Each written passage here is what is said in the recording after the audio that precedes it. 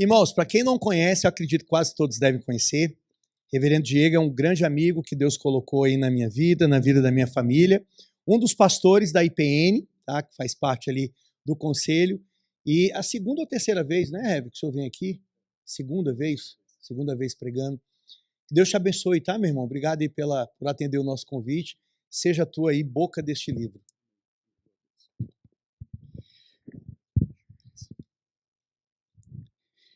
Boa noite, queridos. Boa noite, igreja. É uma alegria e uma responsabilidade poder estar aqui compartilhando com todos vocês um pouco da palavra do nosso soberano e suficiente Deus, único Senhor e Salvador. Meus irmãos, a nossa reflexão, nossa meditação nessa noite será com base em Lucas, no capítulo 22, do versículo 7 até o versículo 23. Eu peço aos queridos irmãos que deixem a Bíblia, a palavra do Senhor aberta em Lucas, capítulo 22, do versículo 7.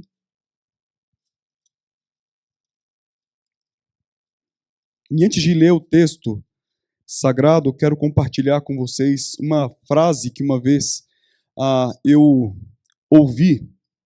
E a frase é essa: você tem de aprender a sair da mesa quando o amor já não é mais servido. Você tem que aprender a sair da mesa quando o amor já não é mais servido. Essa não é uma frase de uma pessoa que assentava nos últimos anos de sua vida em uma igreja, em um culto, participava. É de uma musicista, uma cantora, chamada Nina Simone. Nasceu em 1933 e ela, desde então, entrou pelas veredas da música jazz. Naquela época, nos Estados Unidos, norte-americana, ela lutou pelos direitos civis dos negros e, certa vez, então, ela cantou, gravou essa música já é antiga, de 1965. Aqui, citando essa cantora, não estou fazendo uma validação de forma alguma de sua vida nem de sua obra, mas fato é que essa frase nos leva a refletir sobre alguns pontos. O primeiro ponto que me faz pensar dessa frase é que ela expressa uma realidade pós-queda. Existem mesas degradantes. Existem mesas nesse mundo degradantes. Certamente você já sentou em mesas simples e também mesas sofisticadas. Você já sentou em mesas modestas e até mesas repletas de formalidade. Talvez você já sentou em mesas frias, inóspitas, mas também outras que são quentes e acolhedoras.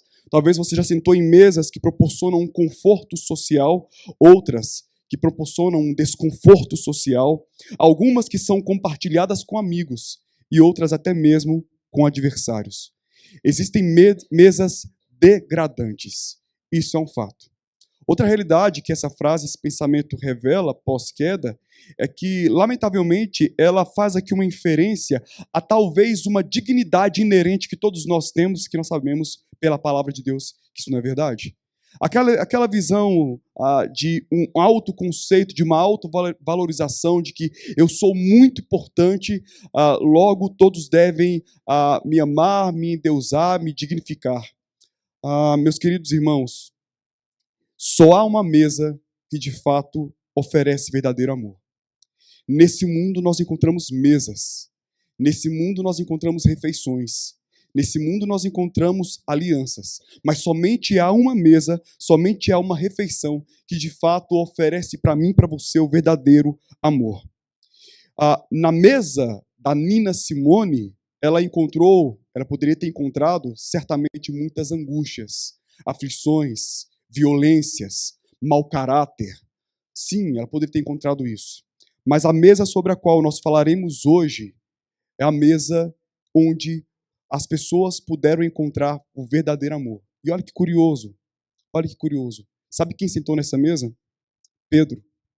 Aquele que prometeu um dia ser fiel a Jesus, fiel até a morte, mas foi o mesmo que o negou 3 vezes. Sabe quem estava sentado nessa mesa? Tiago, aquele que certa vez pediu o lado de glória ali no trono de Jesus. De certa forma, ele estava pensando que ele, comparado aos outros discípulos, ele era um pouco melhor que os demais. Sabe quem estava sentado à mesa? Tomé, aquele que mais tarde, muito sempre racional e também por vezes incrédulo, duvidou da ressurreição do próprio Jesus. Temos ali, por exemplo, Mateus, um cobrador de impostos, que era considerado inimigo do povo, porque havia traído a nação, servindo Roma. Temos, por exemplo, Simão o Zelote, talvez um ex-revolucionário, aquele que tentava de todas as formas render o império e conquistar por meio da espada aquela expectativa messiânica de um reino de Deus estabelecido na força do braço do homem. Temos Natanael, também chamado de Bartolomeu, aquele que, por orgulho, disse certa vez, de Nazaré pode vir algo de bom. Meus irmãos, todos eles, homens marcados pelo pecado. Todos eles, aos nossos olhos, desqualificados. Todos eles, legitimamente, convidados. É sobre essa mesa que nós vamos falar hoje. A mesa que eu e você, nós somos convidados, sabendo quem somos, sabendo da nossa própria história. É sobre essa mesa. A mesa que jamais, jamais nós nos levantaremos, porque não é servido o amor. Quero convidar então para que você leia comigo Lucas, capítulo 22, do versículo 7 até o versículo 23. Para essa leitura, eu queria convidar a igreja a ficar em pé nesse momento. Nós faremos com toda a reverência a leitura do texto. Eu leio o primeiro verso e os irmãos o verso seguinte. E assim diz a palavra do nosso Deus. Chegou o dia da festa dos pães asmos, em que importava comemorar a Páscoa.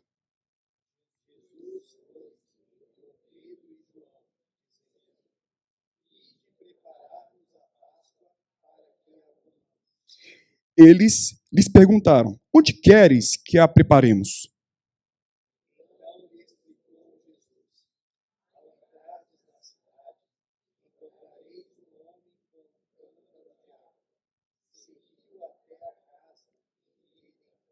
E dizei ao dono da casa, o mestre manda perguntar-te, onde é o aposento no qual hei de comer a Páscoa com os meus discípulos?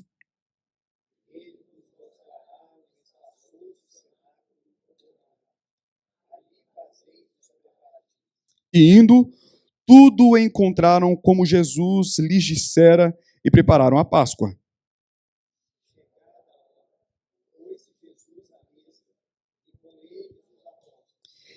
E disse-lhes, tenho desejado ansiosamente comer convosco esta Páscoa, antes do meu sofrimento.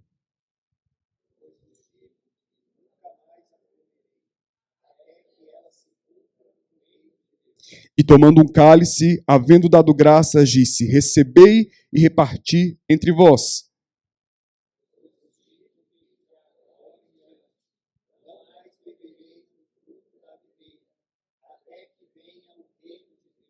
E tomando um pão, tendo dado graças, o partiu e lhes deu, dizendo, isto é o meu corpo oferecido por vós.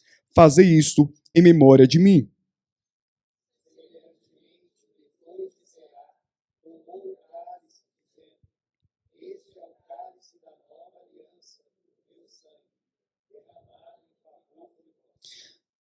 Todavia, a mão do traidor está comigo à mesa.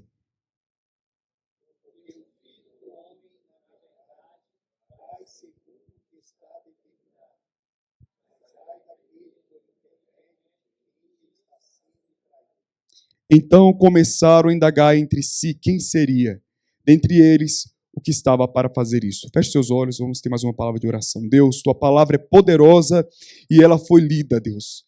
E nos ajude, Pai, a compreender a dimensão do que é essa mesa, a dimensão do que é essa santa ceia. Ó Senhor, abre nossos olhos, abre nossos corações, abre nossos ouvidos, para poder ver, ouvir e compreender a graça, a misericórdia, e até mesmo, Pai, tua voz a nos corrigir em relação aos pecados que devemos abandonar. Essa é a nossa oração em nome de Jesus. Amém e amém. A igreja pode sentar nesse momento.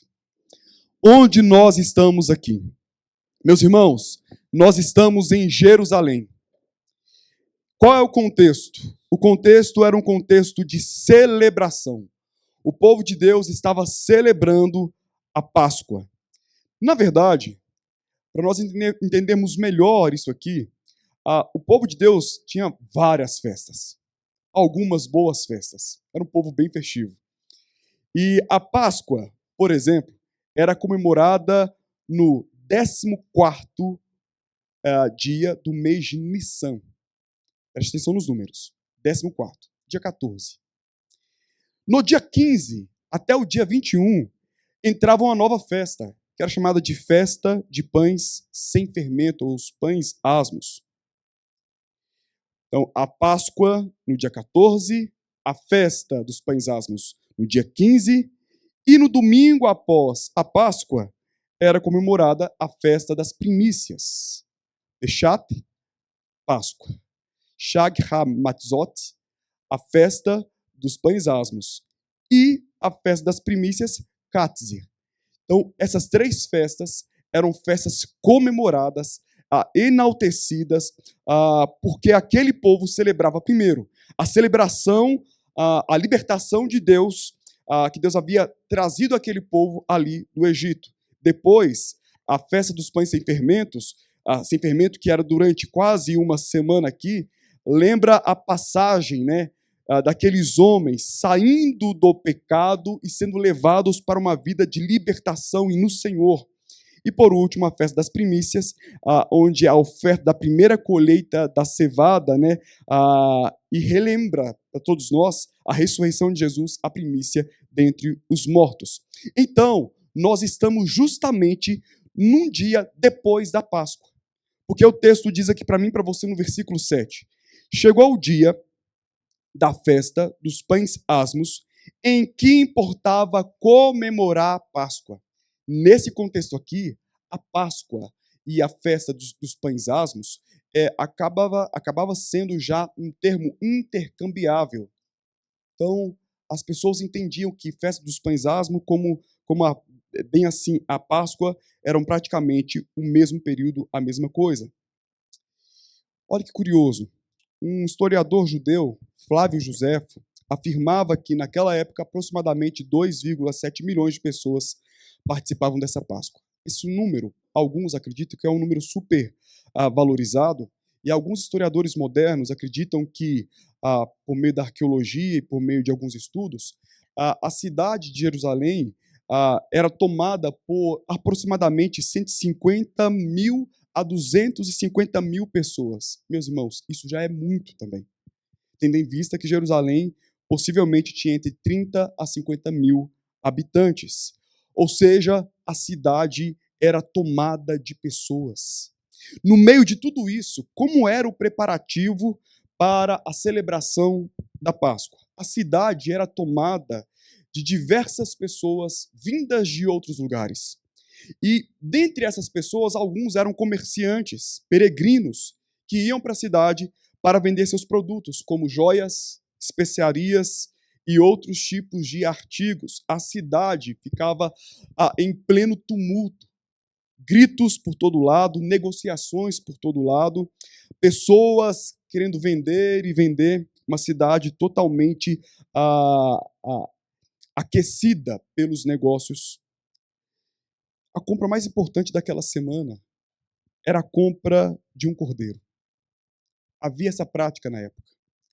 Essa era a compra mais importante, porque comprando o cordeiro, no dia da Páscoa, toda a família separava aquele dia para fazer, então, o preparativo para o sacrifício daquele animal. Como era, então, o dia do sacrifício? Como era, então, o preparativo para que isso acontecesse? Ali, no templo, geralmente o templo tinha 24 divisões sacerdotais. Só que apenas uma divisão funcionava por período. Mas por causa da Páscoa, todas as 24 divisões eram convocadas. A cidade estava muito cheia. Então, as 24 divisões de sacerdotes eram convocados. Os trabalhos ali no templo começavam bem cedo, bem cedinho mesmo. Então, eles começavam aquela manhã, queimando todo o fermento que havia sido recolhido no dia anterior. E até o meio-dia, o trabalho cessava de queimar todo aquele material. Logo depois, mais tarde, no meio da tarde, por volta das 3 horas, 15 horas, começava então o rito de abate dos cordeiros. Esse rito era iniciado por toque do chofar. O chofar era tocado e ele soava continuamente, dando início então aos sacrifícios. Os peregrinos faziam filas longas, segurando então em bacias de prata e ouro já o animal abatido. O sacerdote vinha e recolhia o sangue, depois pegava aquele sangue e lançava nas bases do altar. Essa era basicamente a prática ritualística daquele povo em relação à Páscoa. Quando Jesus estava aqui, andando entre nós, a prática de Páscoa que ele adota é justamente essa Páscoa aqui. E naquela época havia já um serviço, né, um seder. Seder é uma prática litúrgica. Havia uma prática litúrgica com algumas prescrições que estão para além do Antigo Testamento. A prática, a tradição foram acrescentando a esse seder, essa prática litúrgica, alguns elementos diferenciados. Durante o jantar pascal, geralmente os participantes eles se reclinavam sobre a mesa enquanto comiam, como sinal de liberdade, porque eles já não eram mais escravos. E nessa hora, sabe o que acontecia? O anfitrião ele tinha um dever de olhar para todos os símbolos que estavam na mesa, para todos os alimentos que estavam na mesa, e interpretá-los simbologicamente, relacionando sempre a libertação do Egito.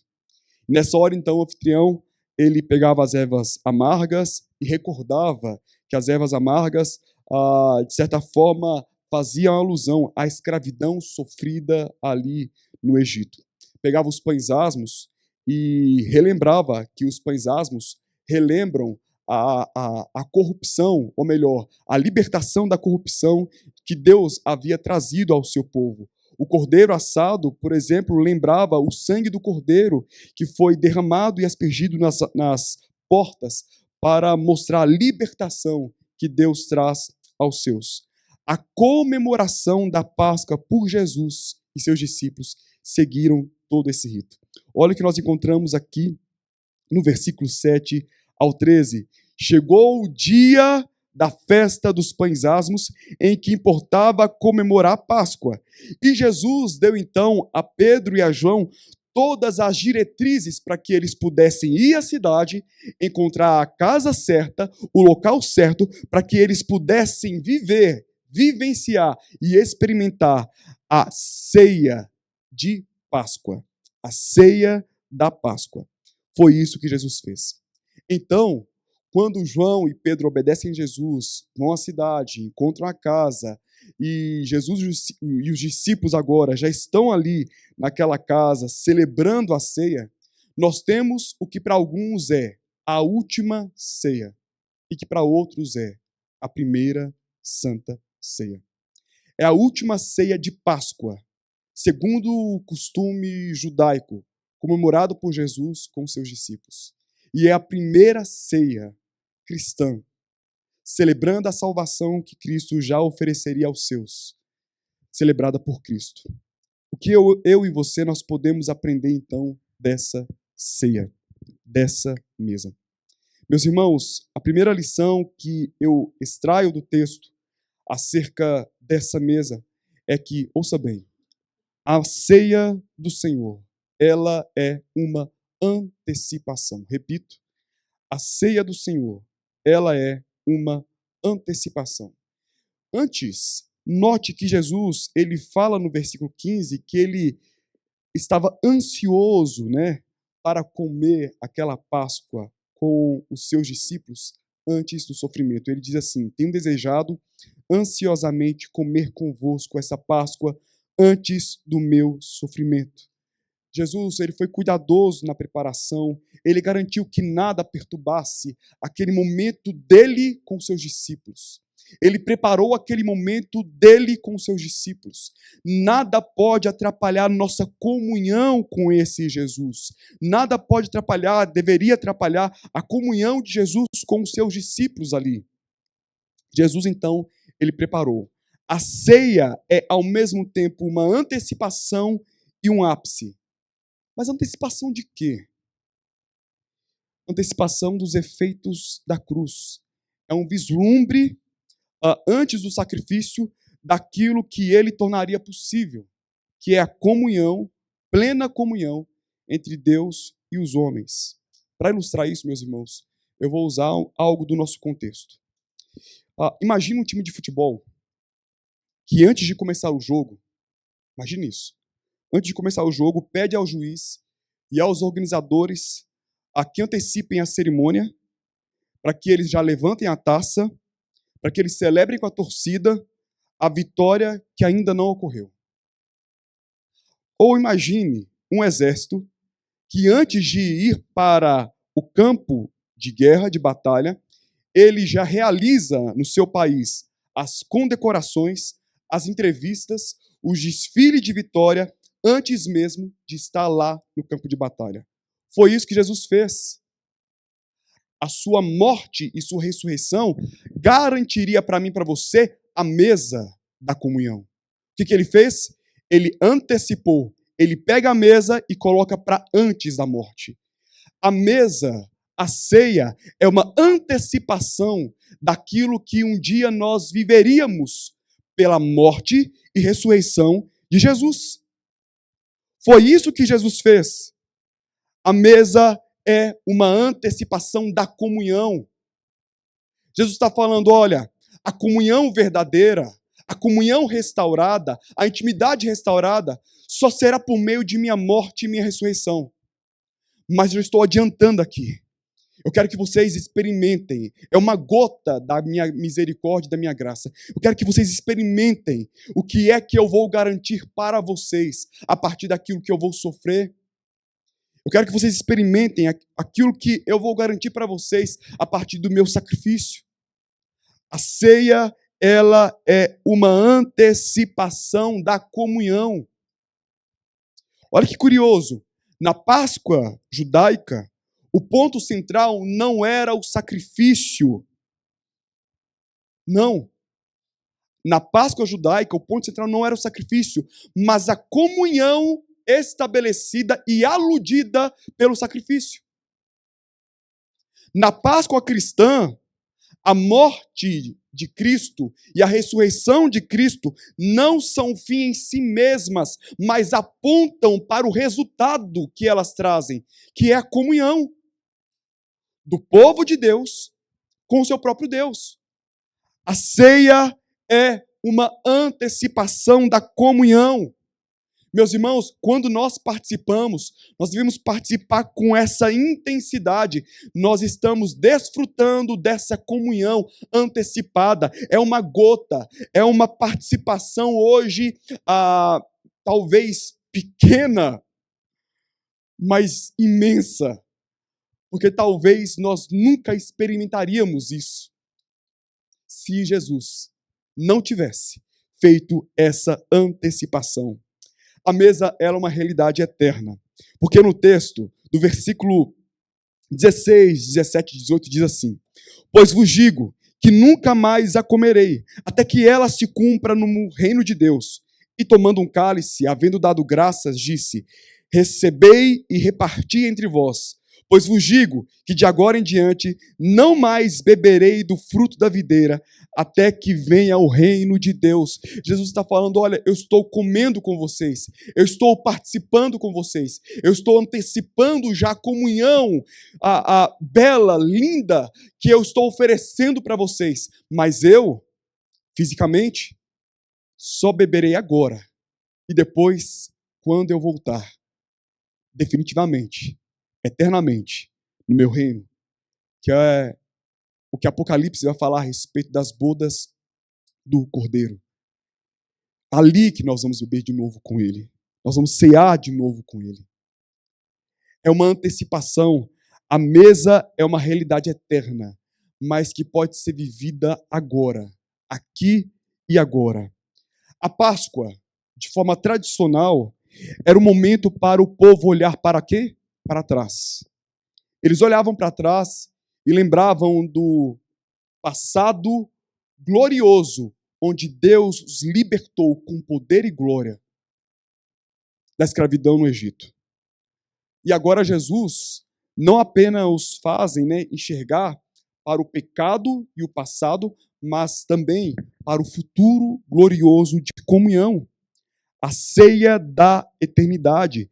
Jesus nos leva a olhar para além da tristeza, para além de sua morte, para além dos nossos pecados. Ele nos faz olhar para a alegria antecipada que aquela mesa está nos oferecendo.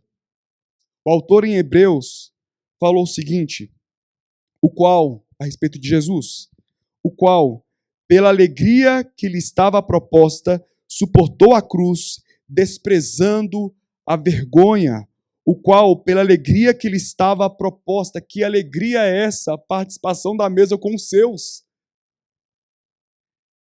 É por esse motivo que nós conseguimos entender essa vontade, essa, digamos, essa ansiedade de Jesus para ceiar com os seus. Ele está dizendo, meus queridos, aqui é o cume, aqui é o ápice. Eu morrerei.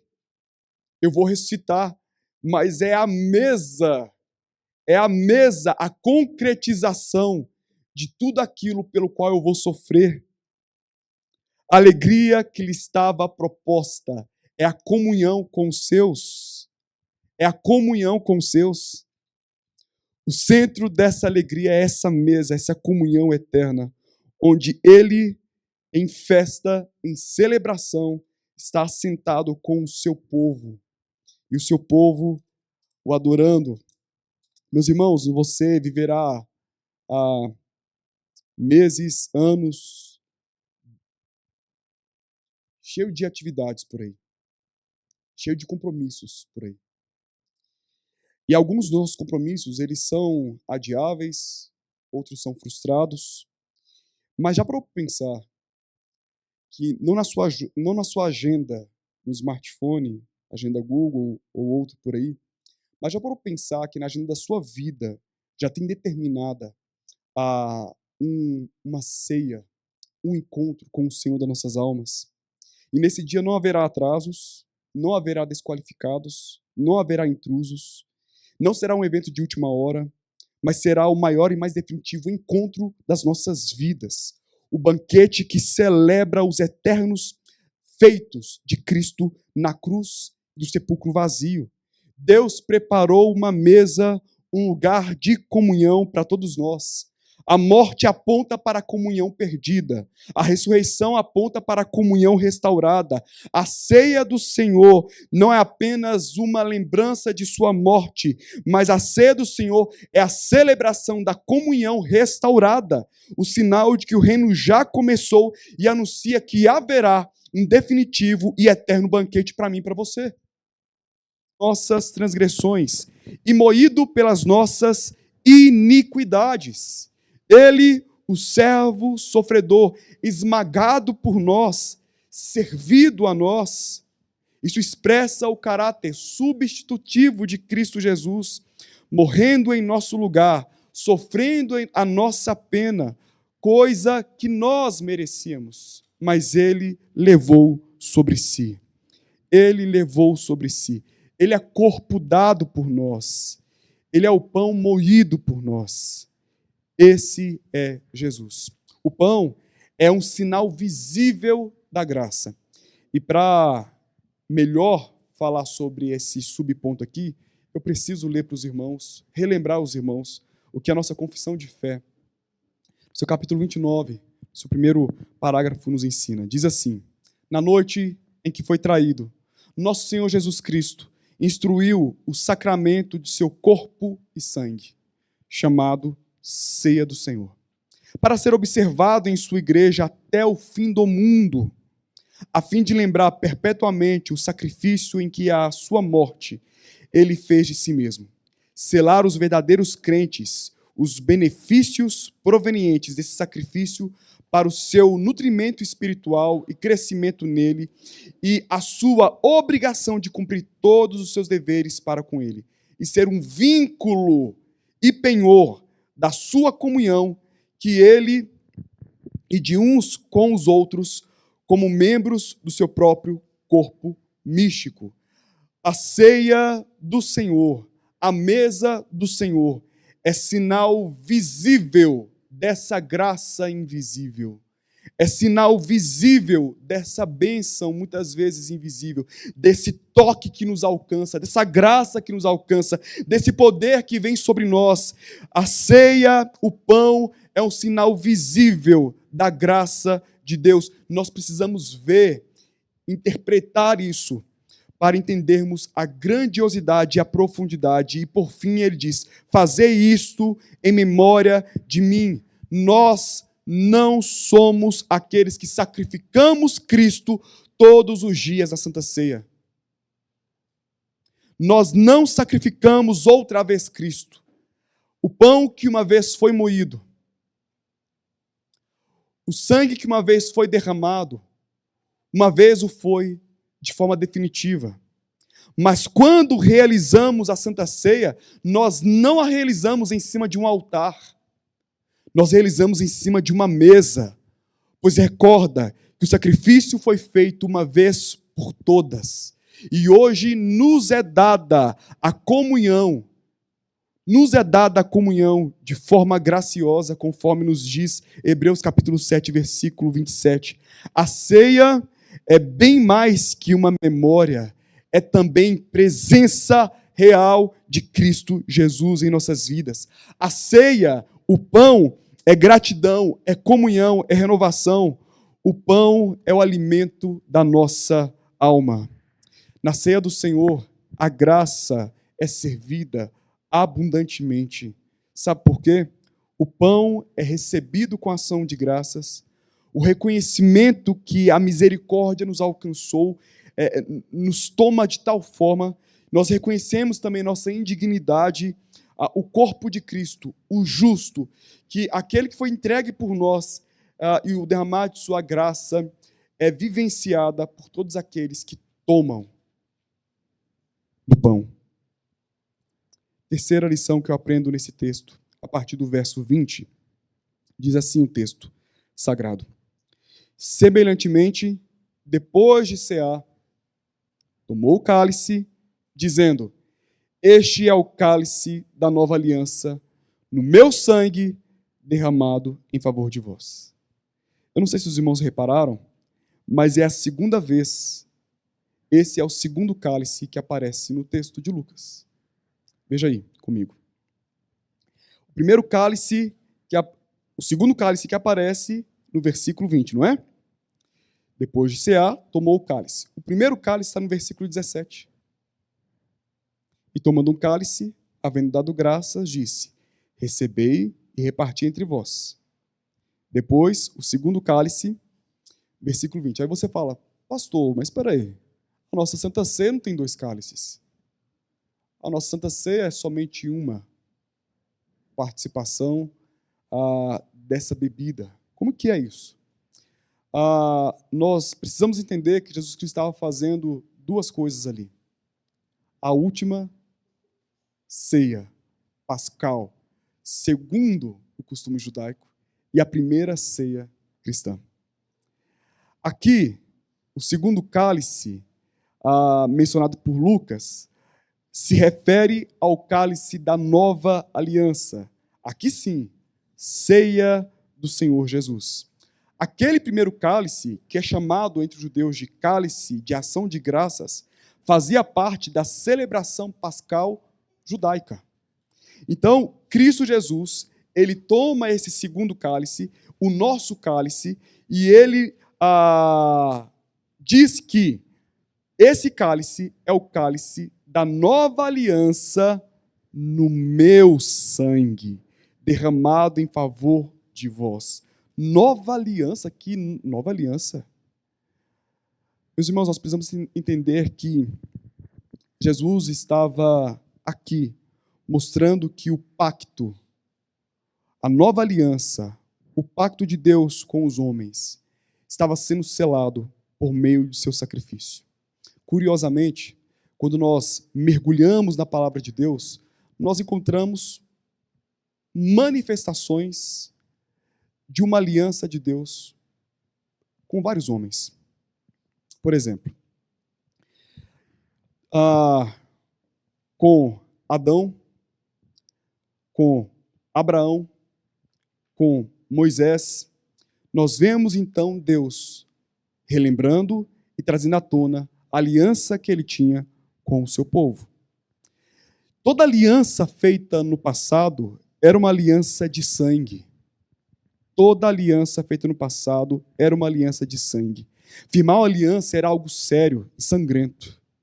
Era como se a pessoa estivesse falando: eu garanto a minha vida, eu dou a minha vida, e que se faça a minha vida o que se fez esse animal, caso eu não cumpra com os princípios, propósitos e objetivos dessa aliança.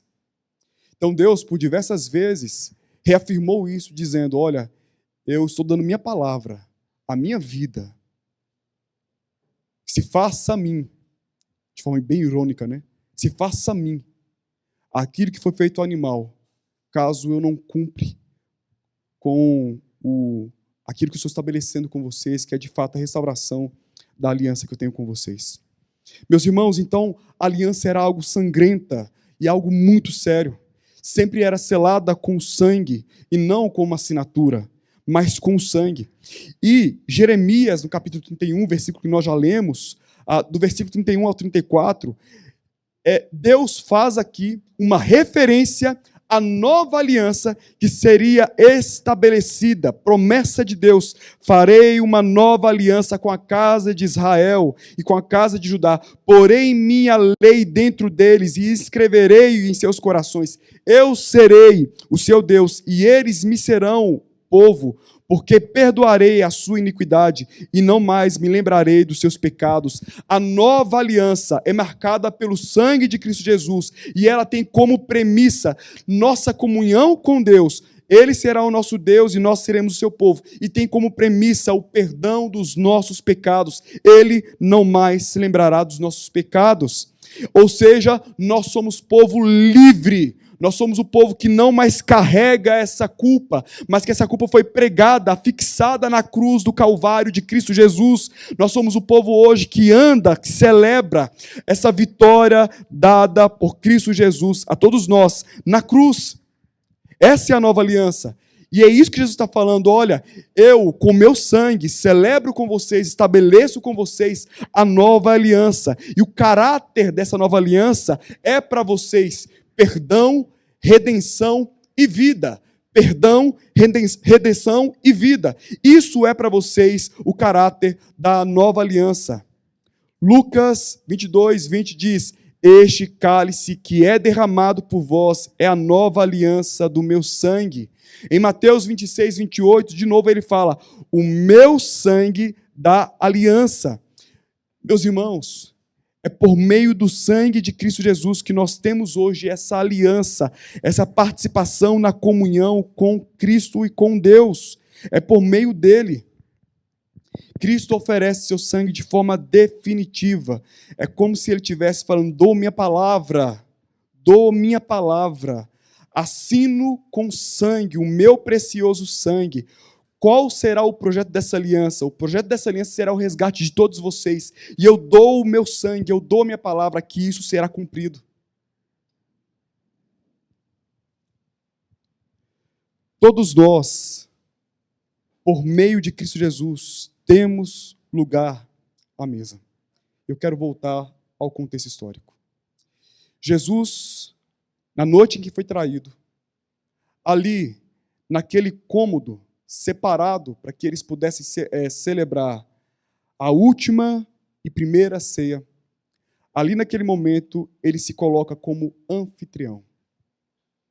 Ele explica os elementos, ele traz novo significado aos elementos, ele convidou as pessoas, ele disse que todo o seu povo deve celebrar até que ele venha. O que eu aprendo com isso?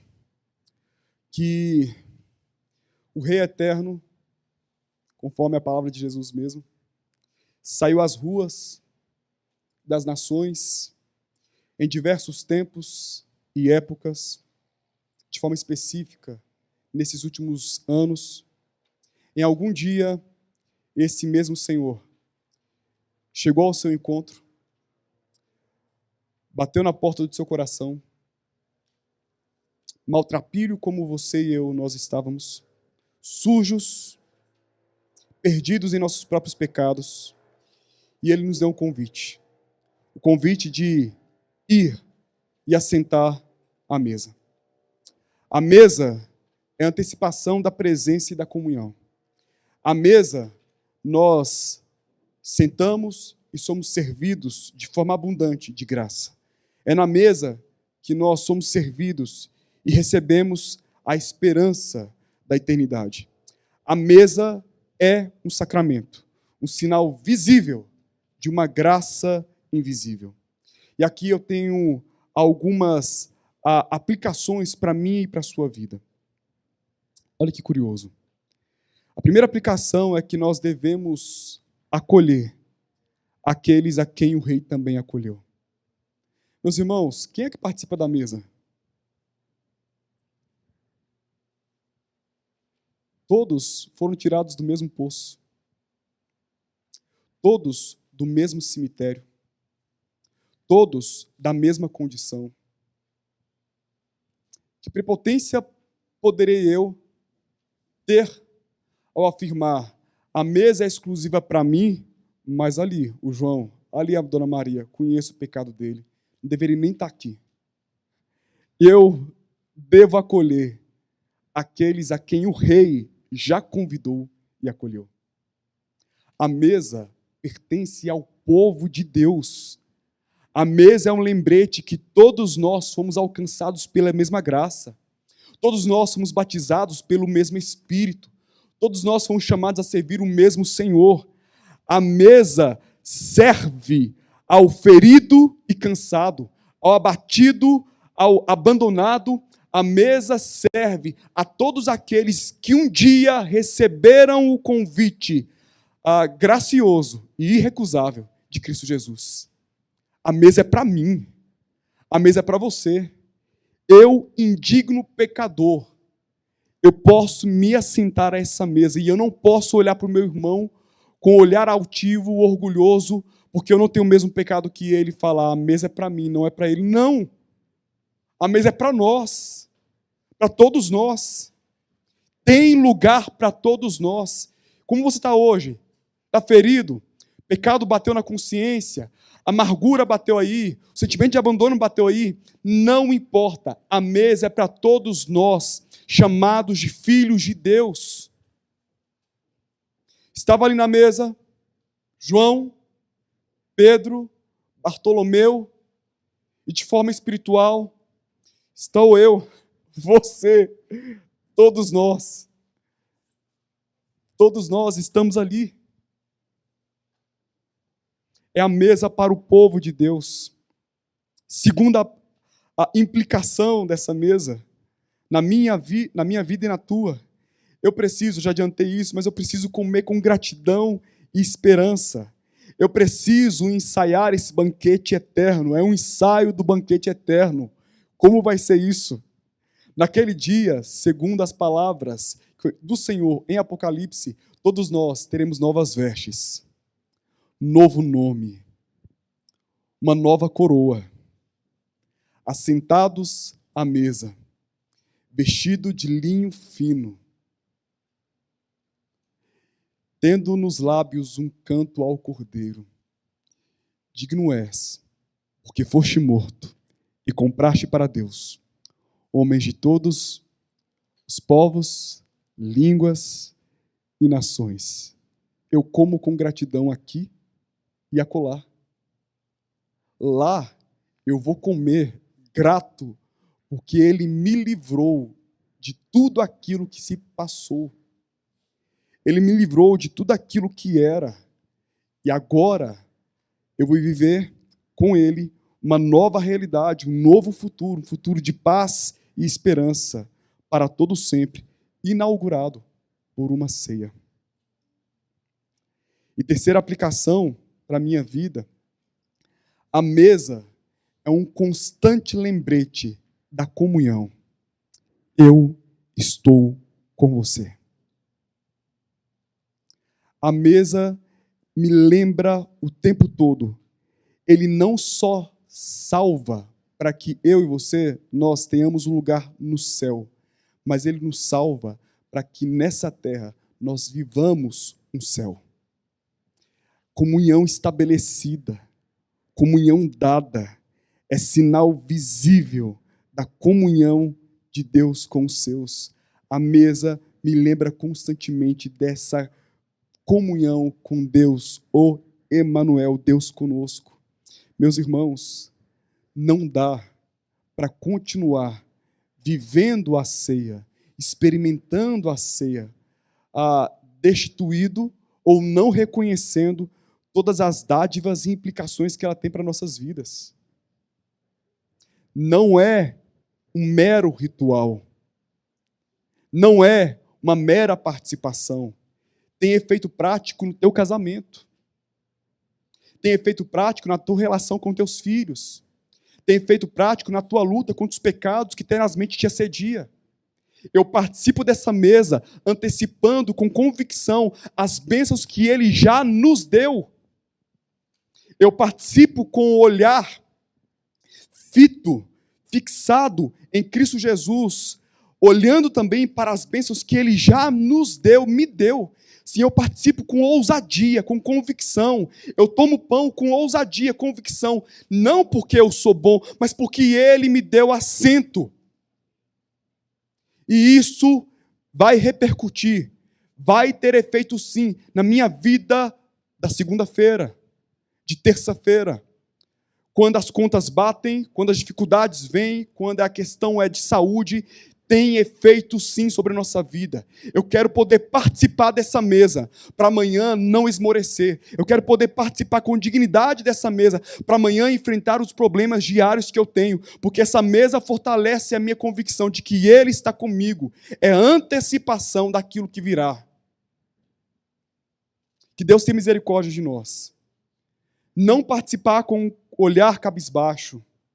Não participar frustrados, não participar vencidos, mas participar entendendo o poder que Deus já liberou sobre mim e você para vencer o pecado e para participar com comunhão e intimidade com Ele de algo que somente a mesa pode nos oferecer.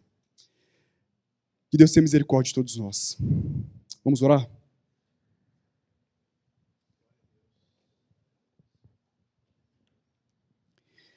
Senhor, eu quero hoje me aproximar do Senhor, a partir da mesa, experimentando com antecipação, não somente aquilo que o Senhor já nos deu de forma plena na cruz do Calvário, mas aquilo que virá na eternidade. Comunhão restaurada, comunhão estabelecida, alma fortalecida e fé fortalecida no Senhor por meio da mesa. Quero tomar com gratidão, Deus. Quero tomar com esperança. E quero me lembrar, Pai, que o Senhor está comigo, o Senhor está conosco, o Senhor está com o seu povo. O Senhor não nos abandona. O Senhor não nos deixou. A ceia é sinal visível das bênçãos e das graças que o Senhor tem para os seus. Ó Pai, em nome de Jesus, restaura a nossa comunhão. Restaura a nossa fé, restaura o nosso senso de participação, que ao participar dessa mesa, ninguém aqui participe de uma mesa fúnebre, mas de uma mesa, Pai, festiva. Sim, falamos a respeito da morte, sim, falamos a respeito daquele que foi crucificado na cruz, mas para além da morte, celebramos a vida, para além da morte, celebramos a comunhão que o Senhor nos deu. Ó Pai, essa é a nossa oração, esse é o nosso clamor, em nome de Jesus. Amém.